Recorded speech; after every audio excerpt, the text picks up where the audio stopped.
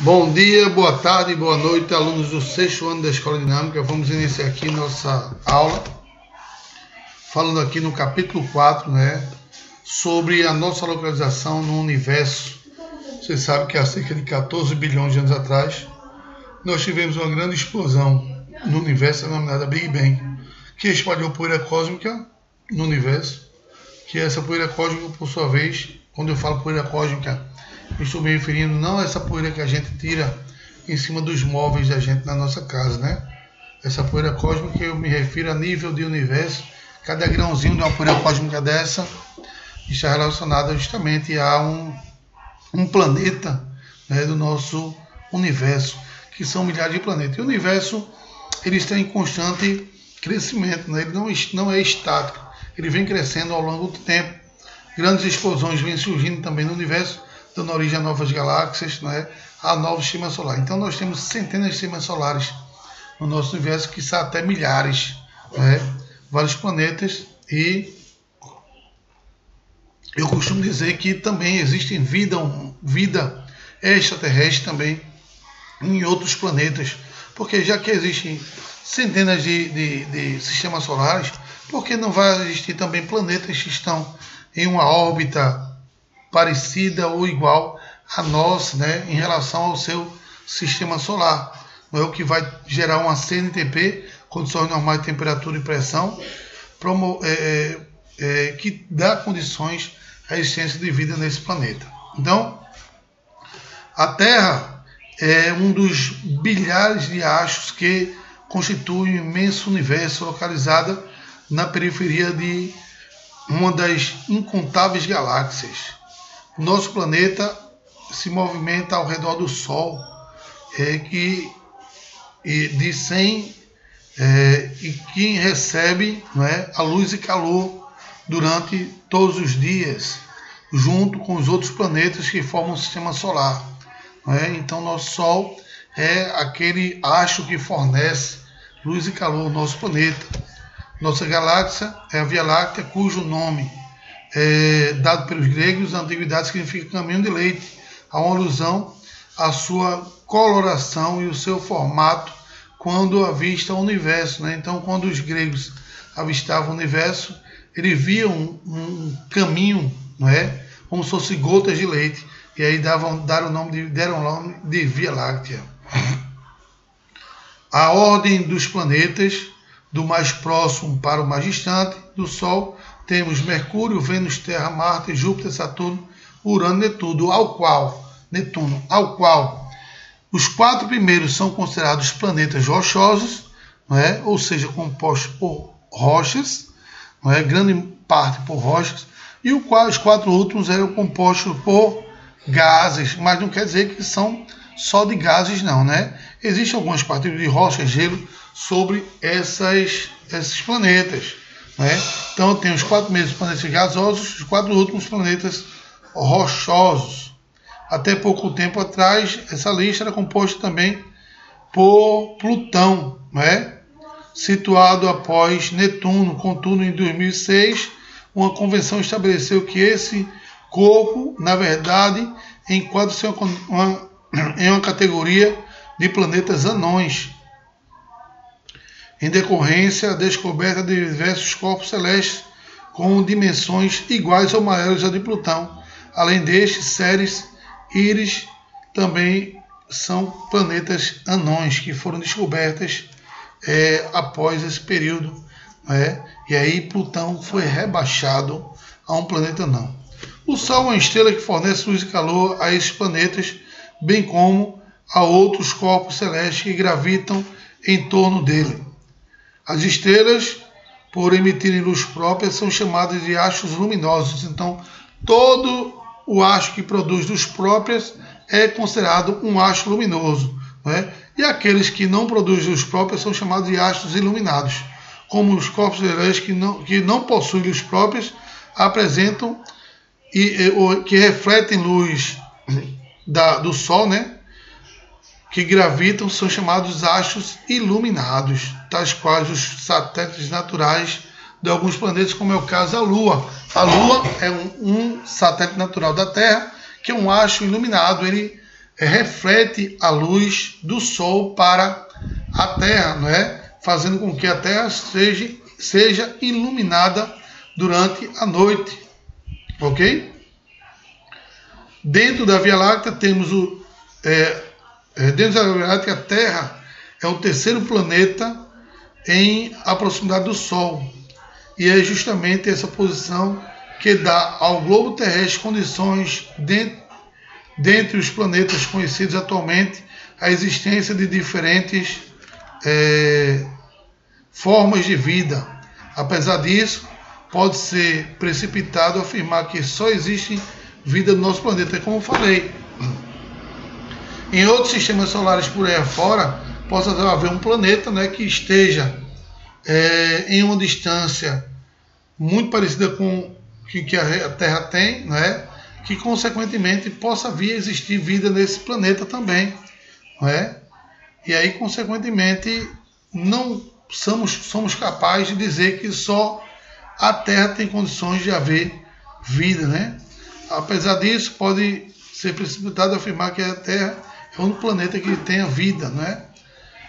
O mais coerente seria afirmar que as formas de vida que conhecemos atualmente existem apenas aqui na Terra, levando em consideração duas evidências. Em primeiro lugar, a Terra, além de Marte, Vênus e Mercúrio, pertence ao grupo dos chamados planetas telúricos, ou seja, constituídos por rochas, solos e minerais. E em segundo lugar, a relação Sol-Terra proporciona a existência da água em estado líquido, temperaturas ideais, além do oxigênio e outros gases que favorecem a forma de vida que conhecemos. Como eu falei, a gente tem uma CNTP que favorece a existência de vida na Terra. O que é CNTP? Condição normal de temperatura e pressão. E aí isso é justamente por conta da nossa posição em relação ao Sol, da nossa órbita em relação ao Sol. A gente tem a órbita, é o caminho que a Terra faz em relação ao Sol, que também é chamado de elipse, né? Não confunda elipse com eclipse, é diferente. Eclipse é um fenômeno que ocorre em relação ao Sol e à Lua. Elipse é o trajeto que a Terra faz em torno do Sol, porque ela é de forma elíptica, ou seja, ela não é totalmente redonda. Existem momentos em que a Terra está mais próxima do Sol e existem momentos que a Terra está mais distante do Sol nesse trajeto elíptico, né? Nessa elipse.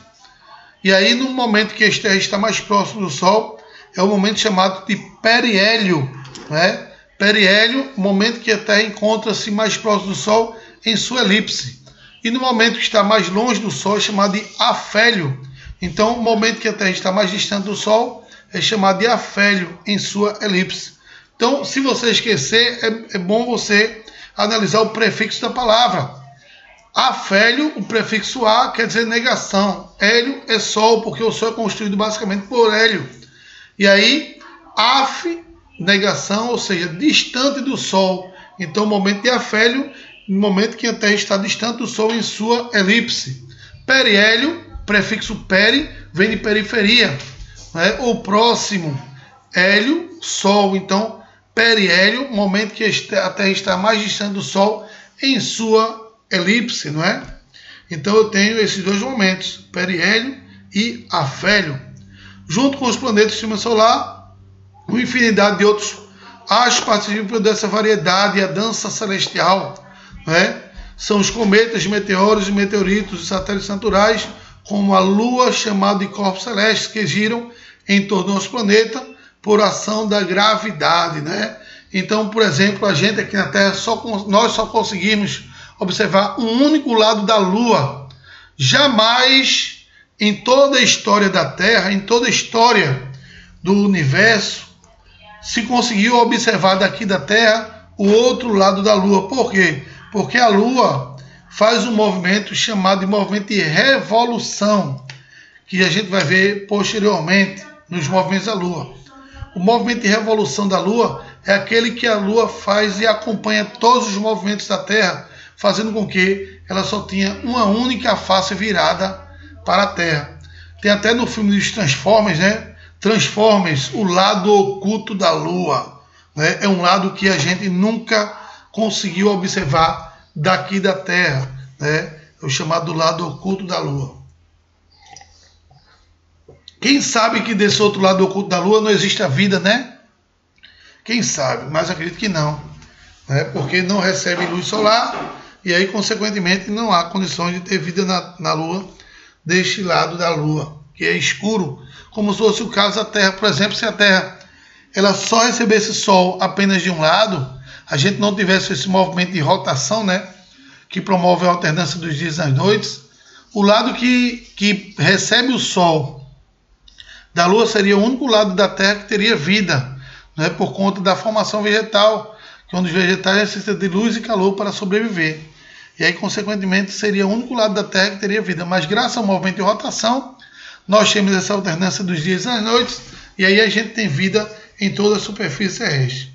Vamos começar a falar aqui do Big Bang, o surgimento do universo, né?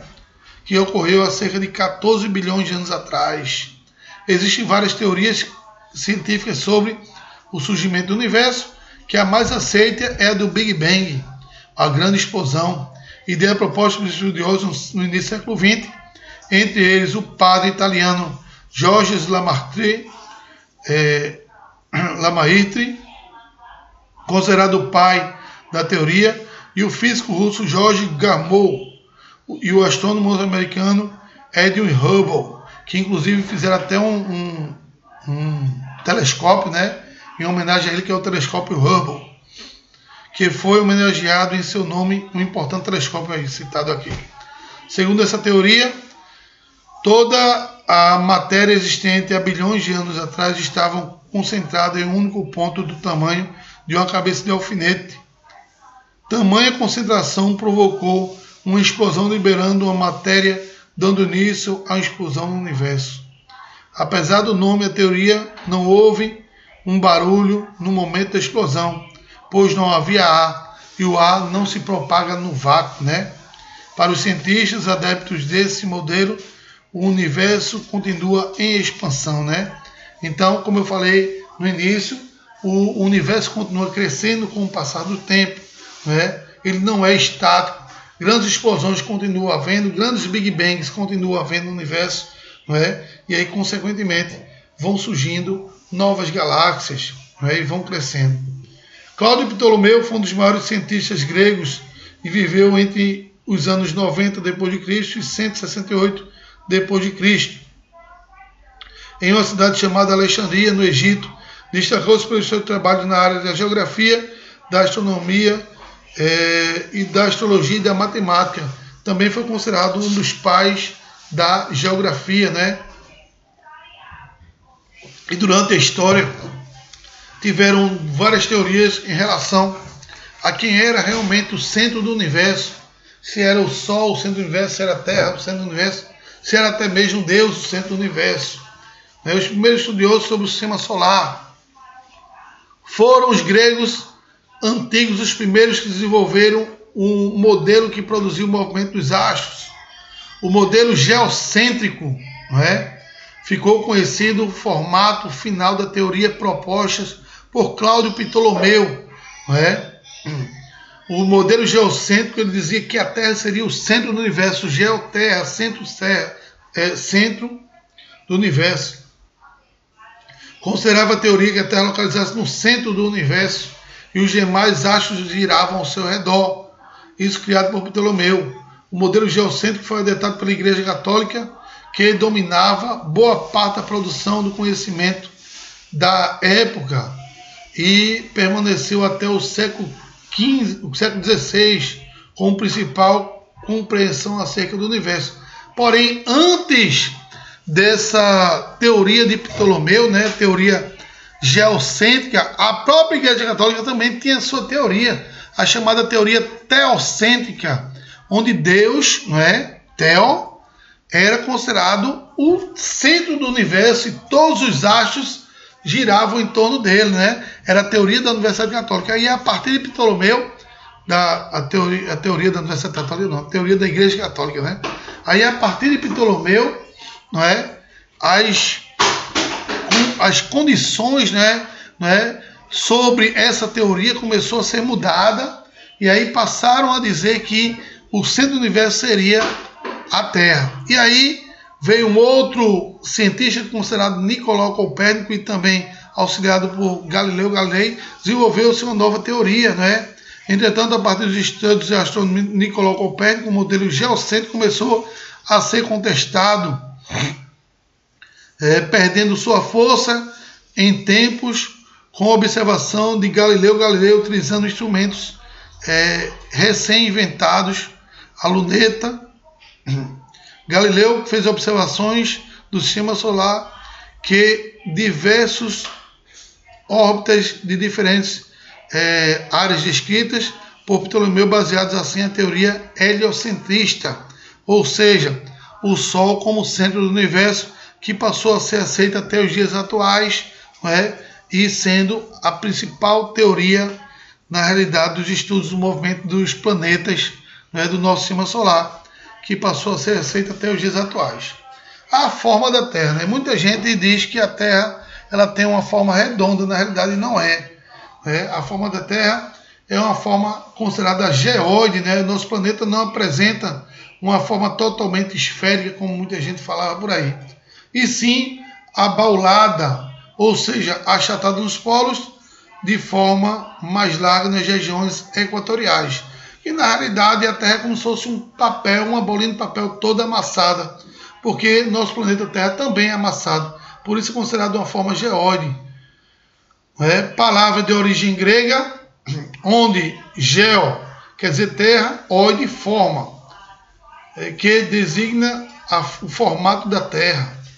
Essa forma quase esférica, ligeiramente achatada nos polos, acarreta a distribuição de forma irregular da luminosidade solar sobre a superfície do nosso planeta e, consequentemente, temperaturas desiguais, tendo as áreas equatoriais consideradas regiões tórridas da Terra, região onde recebe a maior incidência de luz solar, à medida que a gente se afasta das áreas equatoriais em direção aos polos, a curvatura da nossa forma da Terra e também a leve inclinação do eixo imaginário terrestre faz com que o Sol não bata de forma perpendicular em toda a superfície terrestre, e sim em direção aos polos de forma mais inclinada, ao qual faz com que eu tenha uma grande quantidade de incidência solar nas áreas equatoriais, porém nas áreas polares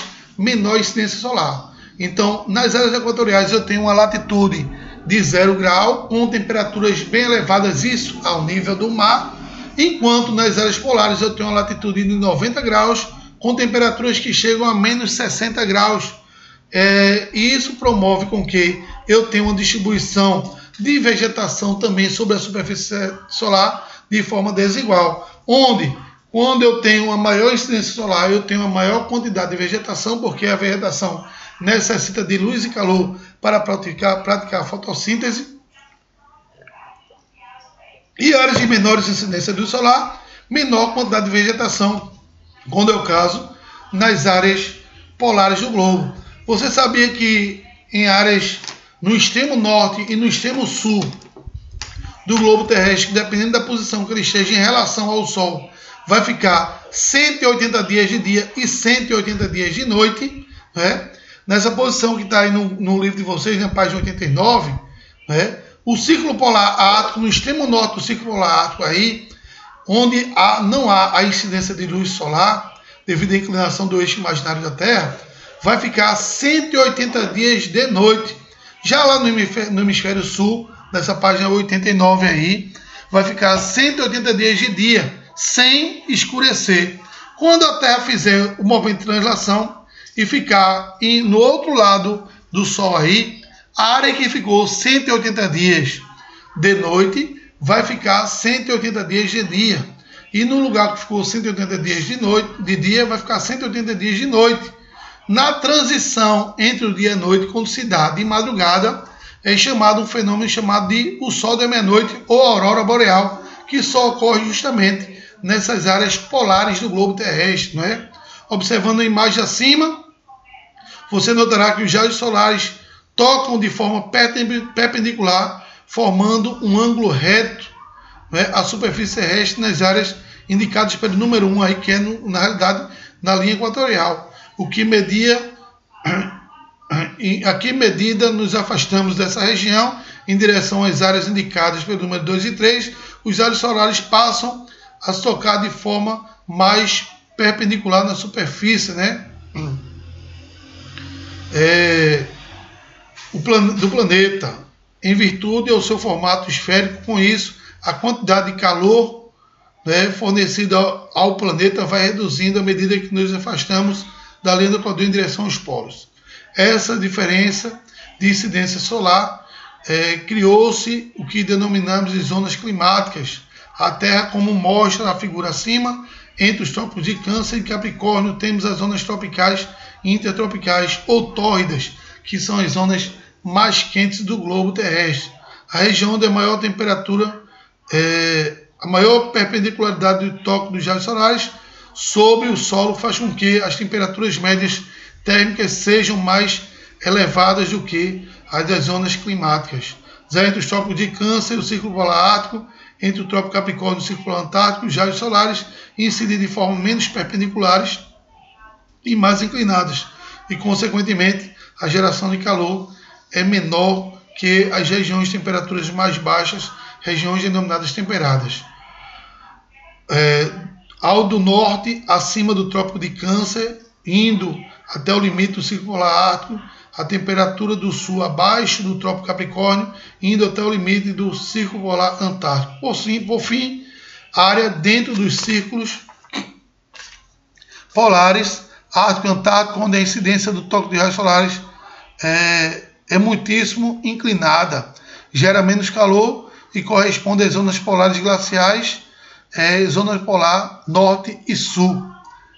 É importante ressaltar que o surgimento dessas zonas climáticas são consequências da forma do planeta, devendo levar em consideração outros fatores como o movimento de rotação, translação da Terra, que vemos detalhadamente mais adiante. Então, é dessa forma que nós temos essa distribuição de luz e calor sobre a superfície terrestre. Então, eu vou dar uma pausa aqui, daqui a pouco a gente retorna, com nossa segunda aula. Vamos falar então dos movimentos da Terra e suas consequências. Um abraço a todos, Deus abençoe, daqui a pouco retornaremos.